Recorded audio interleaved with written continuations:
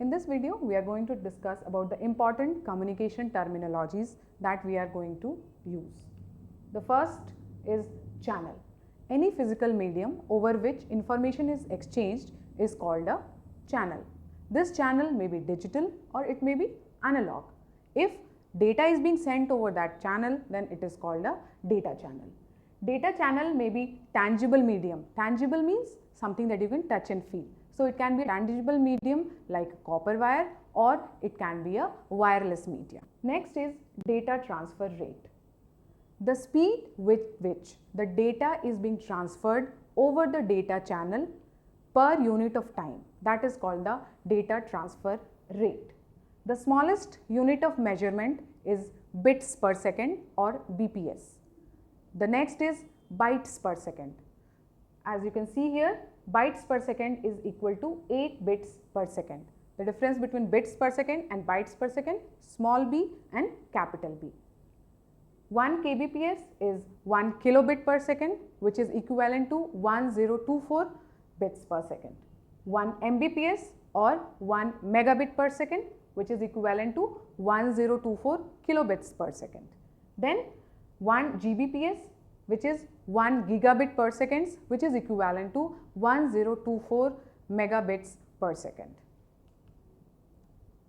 The next term that we are going to discuss is bandwidth.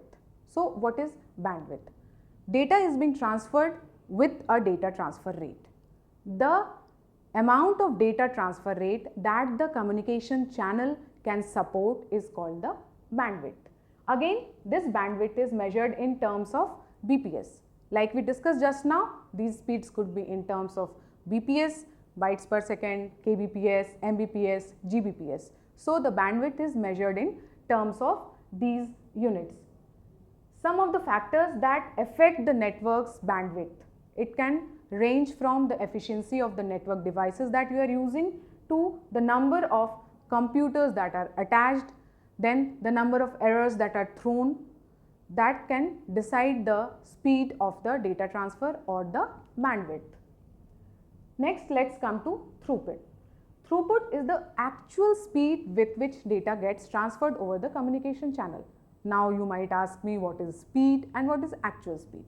Okay, so let me explain that to you. When I am transferring the data over that channel, then some data could collide with each other. Then what happens? An error happens. Now this error message is also being sent over the same data channel, the same bandwidth. So actually when you are transferring the data, then with the data, that bandwidth is being utilized by error messages, collision detection. So many things are using that complete bandwidth. So the actual bandwidth that your data is getting for transmission is less. So the actual bandwidth that your data is getting for transmission is called the throughput of the system.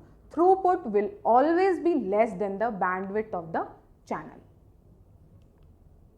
Now let's come to protocols. In our previous video, we talked about protocols lots of times.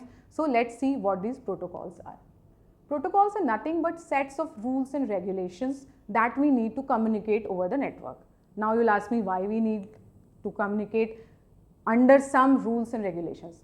Well, if I'm talking to you, then also we need some rules. How? I start speaking and then again you are also speaking at the same time. Will that happen? Will that ensure that we are communicating with each other? No, it will not communicate. Or I am speaking Hindi, you are speaking English.